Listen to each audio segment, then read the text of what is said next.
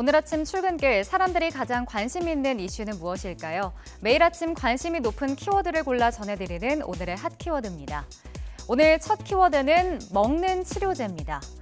코로나19가 처음 확산한 뒤 가장 관심이 집중된 게 바로 백신과 치료제였는데요. 정부가 국내외 제약사가 개발 중인 먹는 치료제 구매 계약을 추진하고 있습니다. 지난 2009년 신종플루가 유행했을 당시 먹는 치료제로 타미플루가 사용됐죠.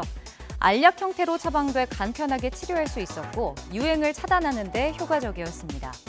그래서 코로나19 대유행 이후에도 많은 제약사가 치료제 개발에 속도를 내고 있는데요. 현재 해외에선 MSD, 로슈, 화이자 등이 3상 임상시험을 진행하고 있습니다.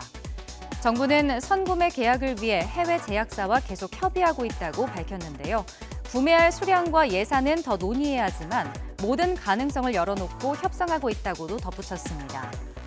누리꾼들은 약으로 간편하게 먹는 치료제면 치료도 편해져서 일상생활이 가능하겠다는 기대감을 나타내기도 했고 이번엔 백신 부족 사태 때와 다르게 빨리 움직여서 치료제를 꼭 확보해야 한다는 의견도 있었습니다. 군대에서 벌어지는 가혹 행위를 다룬 드라마 DP가 인기를 끌고 있죠. 이런 가운데 군내 가혹 행위가 또다시 일어났다는 글이 올라왔습니다.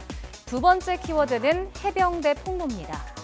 경북 포항에 있는 해병대 1사단에서 선임병들이 후임병을 때리는 등 가혹 행위를 했다는 주장이 나왔습니다. 육군 훈련소 대신 전해드립니다에 한 장병의 형이 글을 올렸는데요. 해병대에서 복무 중인 자신의 동생이 선임병 4명에게 정강이 걷어차기, 복부 가격, 구타, 뺨 때리기, 또 인격 모독을 당했다는 겁니다. 또 차량에 있는 시가잭으로 팔을 지지기까지 했다며 관련 사진을 함께 올렸습니다. 이에 대해 해병대 1사단은 보고받은 즉시 가해자와 피해 장병을 분리 조치했다고 밝혔습니다. 또 이 사안은 군사경찰에서 조사하고 있고 법과 규정에 따라 엄정하게 처리하겠다고 덧붙였습니다. 누리꾼들은 아무리 국방부 장관이 나와서 드라마와 병영 현실은 다르다고 말해도 이런 일이 번번이 일어난다며 분노하거나 아직도 가혹 행위라니 가족들은 얼마나 속상하겠냐며 바뀌지 않는 병영 문화의 씁쓸함을 드러냈습니다. 다음 주에는 태풍 소식이 있는데요. 제14호 태풍 찬투가 우리나라에 영향을 줄 것으로 보입니다. 태풍 찬투는 필리핀 마닐라 동쪽 약 760km 부근 해상에서 서쪽으로 이동하고 있습니다. 이번 태풍은 최대 풍속이 초속 53m로 강도가 매우 강합니다. 태풍 찬투의 경로는 아직 유동적인데요. 타이완을 거쳐서 북상하면 우리나라엔 오는 14일과 15일에 영향을 줄 수 있고 태풍이 중국 내륙에 상륙하면 15일 이후에 우리나라에 영향을 줄 것으로 보입니다. 기상청은 태풍 영향을 받으면 집중호우가 발생하게 된다며 비 피해가 없도록 철저히 대비해달라고 당부했습니다. 최근 인터넷에 화제가 됐던 소식이 있습니다. 바로 할머니를 구한 반려견 백구의 이야기입니다. 백구는 치매를 앓고 있는 90대 할머니가 지난 2018년 데려와 키우던 유기견이었는데요.